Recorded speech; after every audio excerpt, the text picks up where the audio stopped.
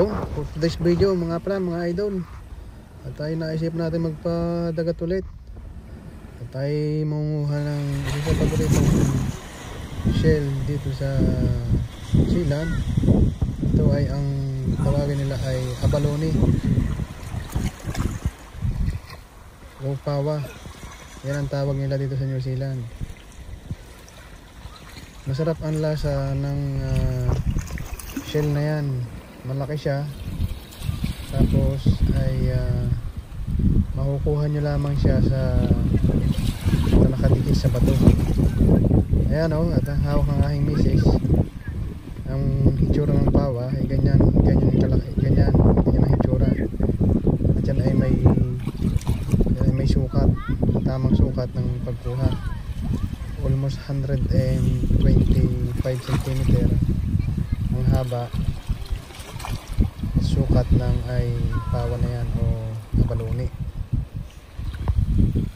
Ay, kita naman ninyo at kahit pa untog sa hampas ng araw ay pandali ang mamay. At yun nga pala ay may limit din. Ang limit ng pagkuha ng ganyang pawa o abalone ay 10 piraso isang tao per day. Kaya huwag kayong susobra 10, at pagka kayo nahuli ay huwag kayong magmumulta. Kaya at kasama ko ang aking anak at ang aking mga kaibigan, kasama ko dyan para enjoy na rin ng mga bata. Yan ang aking kaibigan o. Dito na kaya may careful.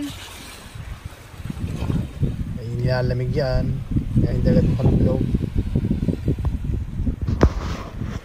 Maganda manguha ng abalone kapag ka yung low tide tubig, kasi makikita mo agad yung mga pawa na malapit sa nakadikit sa batuhan. Hindi ka na lulubog ng sobrang lalim.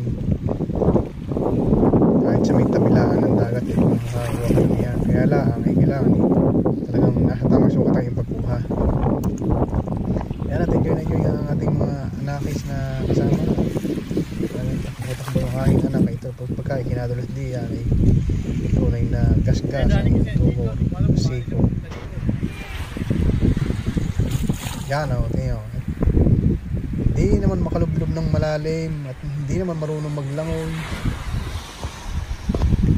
Yun, hanggang dito na lang mga kaibigan at hanggang sa muli. Salamat sa inyong panonood. Bye bye.